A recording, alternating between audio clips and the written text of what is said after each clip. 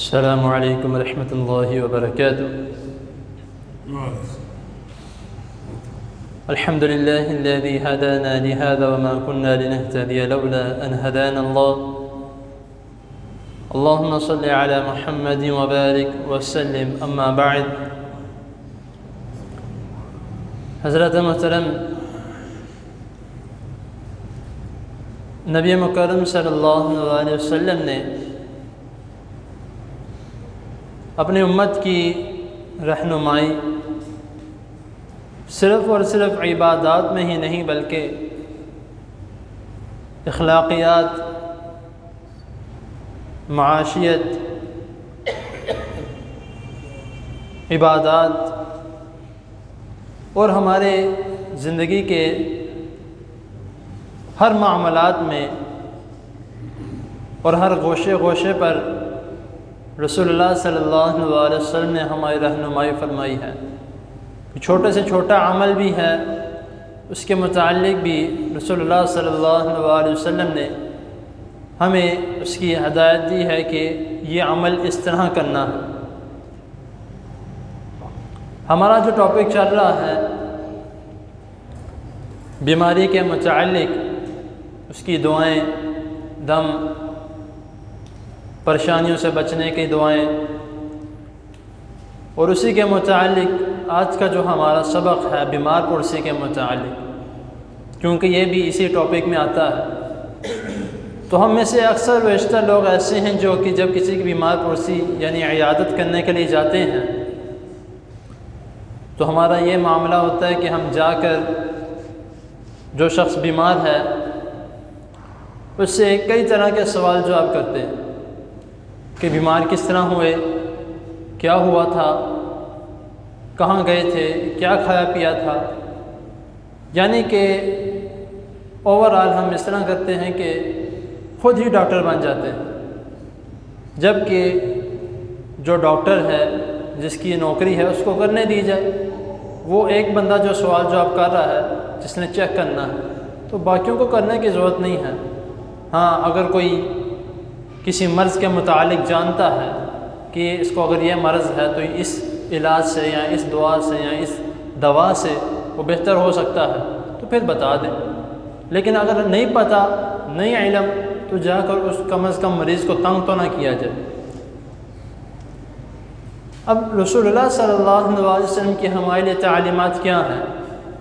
نبی کریم صلی اللہ علیہ وسلم جب کسی کی عیادت یعنی بیمار پرسی کرنے جاتے تو آپ کا عمل مبارک کیا تھا؟ آپ کوئی بھی حدیث اٹھا کے دیکھ لیں تو رسول اللہ صلی اللہ علیہ وسلم جب کسی کی عیادت فرمانے جاتے تو جا کر سب سے پہلے اس کو سلام بلاتے، سلام کرتے، سلام کے بعد رسول اللہ صلی اللہ علیہ وسلم اس کو سب سے پہلے یہ دعا دیتے کہ لا باس طہور انشاءاللہ، کہ کوئی حرج نہیں،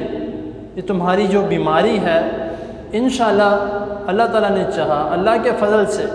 تمہارے اس گناہوں کے جو اس بیماری کے بدلے تمہارے گناہوں کو معاف کر دیا جائے گا۔ اب اگر ہم بھی جاتے ہیں تو اگر کسی کو عربی میں نہیں آتا تو جا کے وہ اردو میں جو ایک دعا دے دے، لیکن ہم جا کے ادھر اکثر یہ ہوتا ہے معذرت کے ساتھ کہ اگر کسی بیماری والے گھر میں جاتے ہیں عیادت کرنے کے لیے تو وہاں پہ بھی جا کے ہمارا سب سے پہلا کام سیاست، دوسرا کام چغل خوری کہ یار وہ فلاں بندہ تمہارا پتہ لینے نہیں آیا، اس کو آنا چاہیے تھا، وہ زیادہ حقدار ہے، اور فلاں بندہ،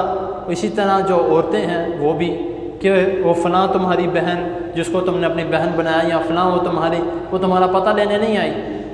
یہ عمل کرنے سے بہتر ہے کہ جا کے کم از کم جو مریض ہے اس کو دعا دی جائے۔ اور رسول اللہ صلی اللہ علیہ وسلم کا دوسرا عمل مبارک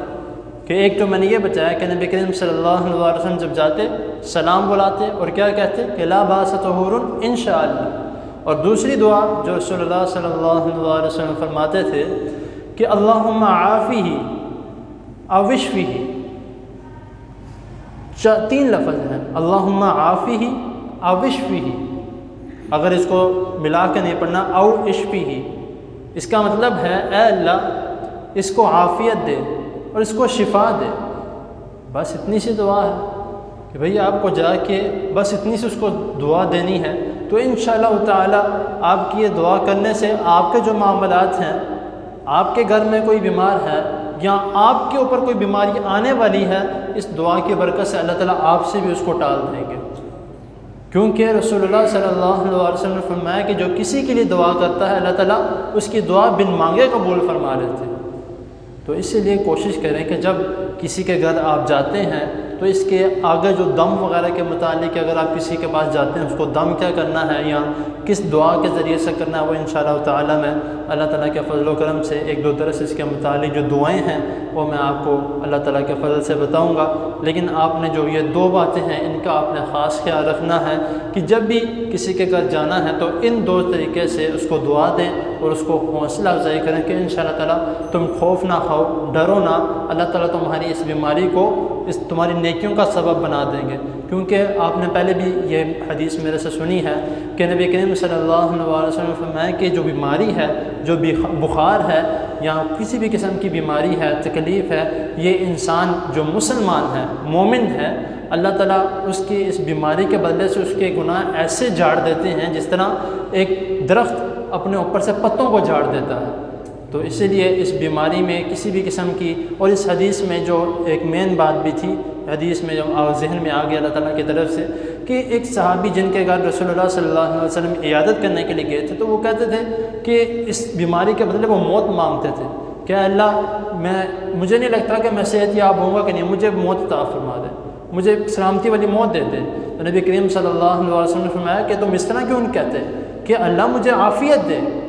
تو لیکن وہ کہتے ہیں کہ مجھے نہیں لگتا کہ مجھے عافیت ملے گی۔ تو نبی کریم صلی اللہ علیہ وسلم نے کیا فرمایا؟ تمہیں یہی ہوگا جس طرح جو تم مانگ رہے ہو۔ تو اس سے یہ معلوم ہوتا ہے کہ اگر کسی بھی قسم کی بیماری آ جاتی ہے تو موت مانگنا یہ اچھی بات نہیں ہے، یہ رسول اللہ صلی اللہ علیہ وسلم کا سکھایا ہوا یا اپنا عمل نہیں ہے۔ اسی لیے جب بھی بیماری آئے تو اللہ تعالیٰ سے دعا کرنی چاہیے کہ اے اللہ مجھے صحت عطا فرما، اے اللہ میں بیمار ہو چکا ہوں، میں اپنی وجہ سے بیمار ہوں، آپ نے مجھے صحت دینی ہے، اے اللہ مجھے صحت عطا فرما۔ اللہ تعالیٰ کے حضور دعا ہے اللہ تعالیٰ سب کو، جتنے بھی بیمار ہیں اللہ تعالیٰ سب کو صحت کاملہ عاجلہ عطا فرمائے اور ہمیں ہر قسم کی بیماری سے اللہ تعالیٰ بچا کے رکھیں۔ جزاکم اللہ۔